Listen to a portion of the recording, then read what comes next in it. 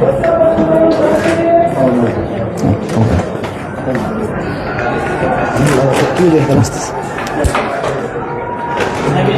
ના બેસો બેનો, તમે બેસો બેસો, અમે ઉભા રહીશું. બેસો બેન. તમે વહી જાઓ, તમે વહી જાઓ. તમે મજા આવશે. બેસો બાપુ, બાપુ બેસો. ઉભા ઉભા બેસો.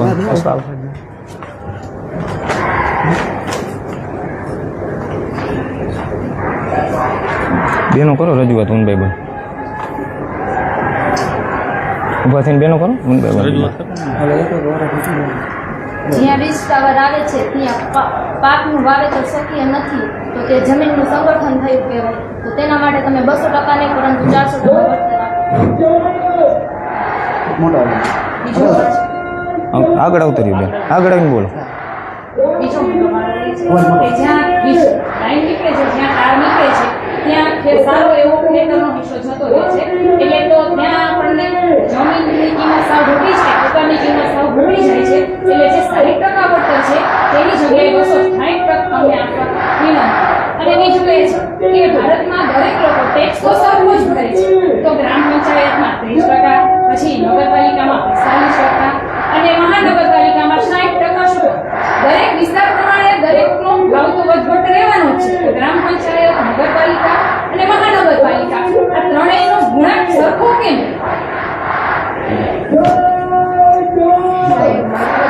એ છે કે એમાં સિક્યુરિટી માટે જ્યારે અમારા ખેતરમાં અમે મગફળીનું વાવેતર કરીએ છીએ તો અમે એને બજારમાં વેચવા જઈએ તો કોઈ વેપારી અમને 900 કે કોઈ 1000 કે તો કોઈ 1200 કે તો અમે કોને આપવાના છે? અમને ઊંચી વેલ્યુ કે ઊંચા રેટ હોય એને જ આપવાના છે. તો અમને ત્રણ વેલ્યુશનમાંથી નીચી રેટ કેમ? બીજું એક્ઝામ્પલ આપો તો આપણે ઇલેક્શનમાં જે નેતાને વધુ વોટ મળે એ જ વિનર બને છે ને, તો બધી જ જગ્યાએ હાઈ વેલ્યુ માટે મળે છે તો અમારા જમીનની નીચી કેમ? રજૂઆત એ છે કે આ કંપનીને 25 થી 30 વર્ષની લાયસન્સ આપેલું છે, તો 25 વર્ષ પછી શું કરવાનું? આમાં તો કોઈ આ પરિપત્રમાં કોઈ ઉલ્લેખ નથી. તો હવે શું 25 વર્ષ પછી આ વીજ કામ અને તારને બધાને કાઢી નાખવાના કે ખેડૂતનું વળતર પાછું ફરીવાર બીજી વાર આપવામાં આવશે?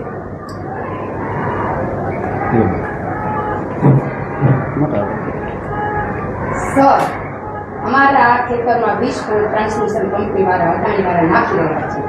તેમાં અમારા ખેડૂત ભાઈઓ, ખેત મજૂરો, ખેત પત્નીઓ, મજૂરો, લેડીઝો બધા જે કામ કરશે તેના જે નુકસાન થાય, કોઈ જીવનું જોખમ આવે એનું વીમા કવચ આ કંપની વાળાએ કઈ પરિપત્રમાં ઉલ્લેખ આપ્યો નથી. સાહેબ, અમારી આ જિંદગી જોખમમાં મૂકીને અમારા પૈસા કરતા પણ અમારા જીવનનું મૂલ્ય ઊંચું છે.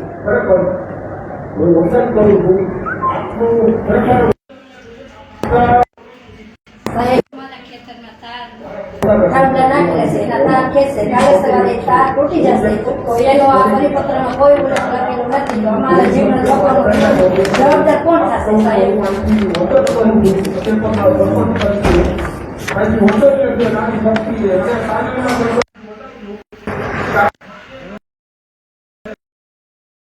ગુજરાત વિભાગે 4/7/2026 રોજ પરિપત્ર જાહેર કરેલો છે.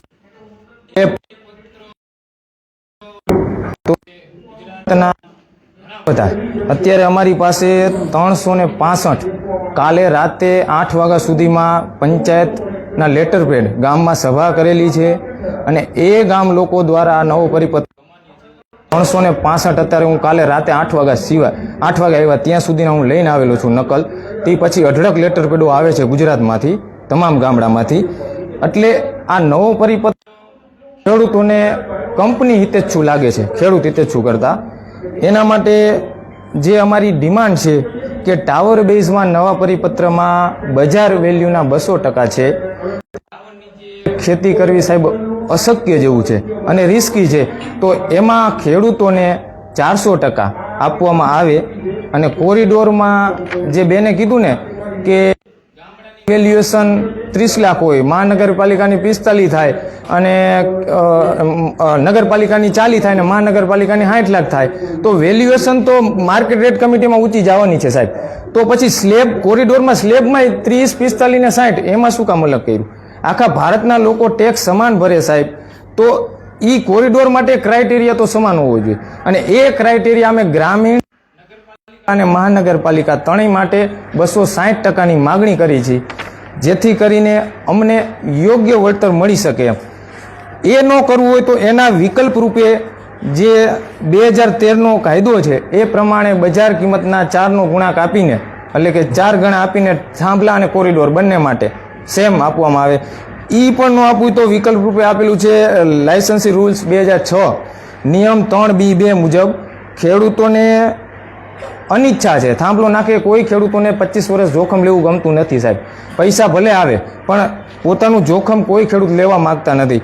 એટલે અનિચ્છા હોવા છતાં એને માસિક ભાડું પણ આપવામાં આવે. આ 3 વિકલ્પ આપેલા છે. ત્રણેયમાંથી જે સરકારશ્રીને યોગ્ય લાગે એ રીતનો પરિપત્ર બનાવવામાં આવે. અને એક પ્રશ્ન એ છે, માર્કેટ રેટ કમિટીમાં જે IBBI માંથી જે સર્વેર સિલેક્ટ કરવાના હોય સાહેબ, એ કેટેગરી 1 હોય છે. અને અમારી એટલે પ્રશ્ન અહીંયા છે પ્રશાસનને, આ જે લાઈન નાખે છે એનો ઉપયોગ ધંધા માટે છે, વાણિજ્ય છે, તો શું અમારી એગ્રીકલ્ચર જમીન પણ વાણિજ્ય જમીન ગણી સર્વેયર માર્કેટ રેટ કાઢશે કે પછી એગ્રીકલ્ચર લેન્ડ ગણીને જ એની માર્કેટ કિંમત કાઢશે?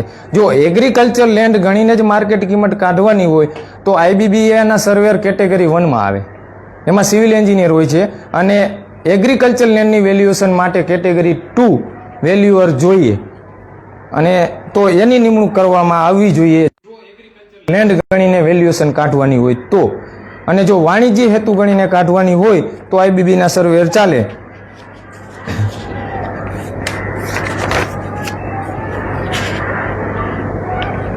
અને બીજી માગણી એ હતી કે જ્યારે વન ટાઈમ જ્યારે પાકનું જ્યારે કમ્પન્સેશન છે ઠરાવમાં લખેલું 1 ટાઈમ, તો એના માટે શું કંપની અમારે કપાસ વાવેલો છો જે મોસમી ખેતી કરે છે, કપાસ વાવેલો છે સાહેબ, તો એ 3 કે 4 મહિનાની સિઝન છે, 3-4 મહિનામાં એ ફાઉન્ડેશન કરી લેશે, ટાવર ઊભો કરી લેશે અને તારે ખેંચી લેશે?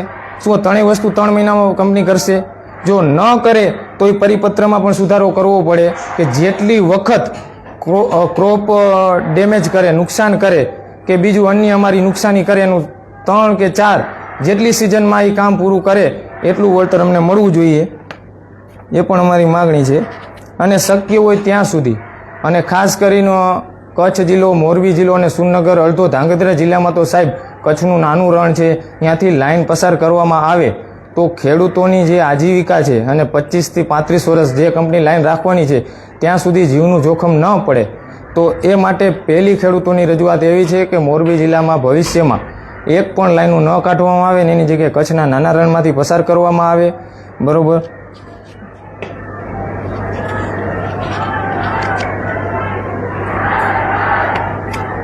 અને જો કચ્છના નાના રણમાંથી પણ ન કાઢવામાં આવે તો અંડરગ્રાઉન્ડની જોગવાઈ કરવામાં આવે પરિપત્રમાં. અને એ પણ શક્ય ન હોય તો મોનોપોલ ટાવરની ડિઝાઇન કરીને ટાવર ઊભો કરવામાં આવે, જેથી કરીને અમારા ખેતરમાં 493 કે 625 ચોરસ મીટર જગ્યા રોકે એ થોડીક અમથી જગ્યા રોકે એમ, જેથી કરીને ખેડૂતોને નુકસાન ઓછું થાય જમીનમાં. અને ટ્રાન્સમિશન કંપની અમારા ખેતરમાં થાંભલો કે ટાવર જે કંઈ હોય તો એ ટ્રાન્સમિશન કંપનીની જંગમ મિલકત છે, તો એની જાળવણી કરવાનું કંપનીનું કામ છે. કોઈ ખેડૂતના ખેતરમાં હોય તો એનું નથી એમ. ભવિષ્યમાં એવા અઢળક કેસો બનેલા છે કે ભાઈ અહીંયાથી થાંભલા કે તારમાં કંઈ પણ થાય તો કંપની ખેડૂતો ઉપર કેસ કરે છે અને ખેડૂતોને દબાવે છે. તો એવી પણ જોગવાઈ કરવામાં આવે કે એની જવાબદારી સંપૂર્ણ કંપનીની છે. પછી કંપનીને અહીંયા જે એના ધ્યાન રાખવા માટે જે પણ કર્મચારી રાખવો પડે એ રાખવામાં આવે, જેથી કરીને ખેડૂત ઉપર ખોટા કેસ અને એને દબાવવાની કોશિશ ન થાય.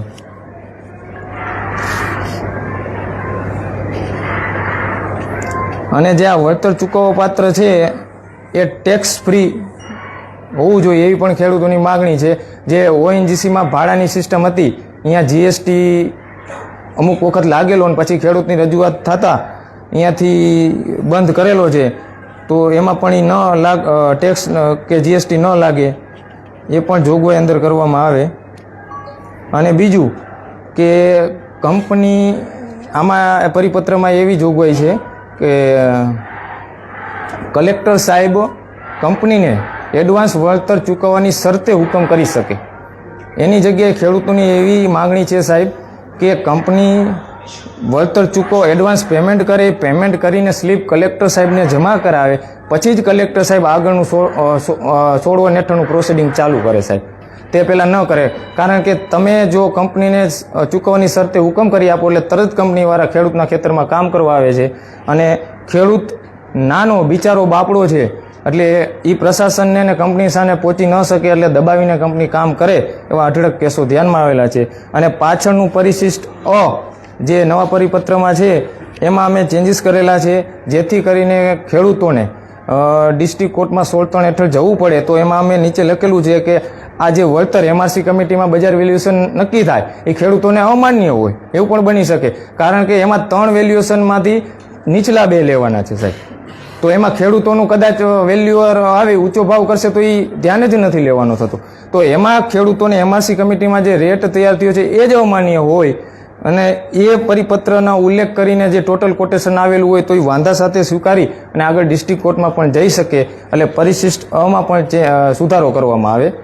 આ માગણી છે. એની સાથે 365 ગામના ગ્રામ પંચાયતના લેટર પેડ ઉપર આ પરિપત્ર અમાન્ય છે એ રીતનું સરપંચની સહી સિક્કા સાથેના લેટર પેડ છે, અને બીજા પણ અઢળક હજી આવશે.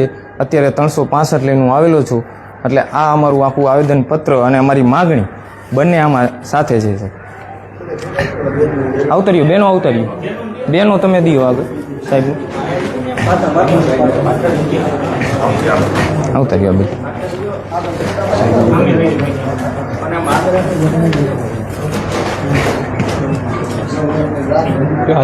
બસ.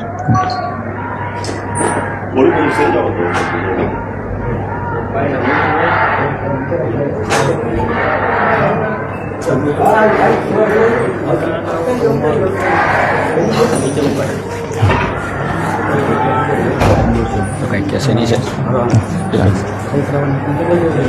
સાઈન કરવાની હા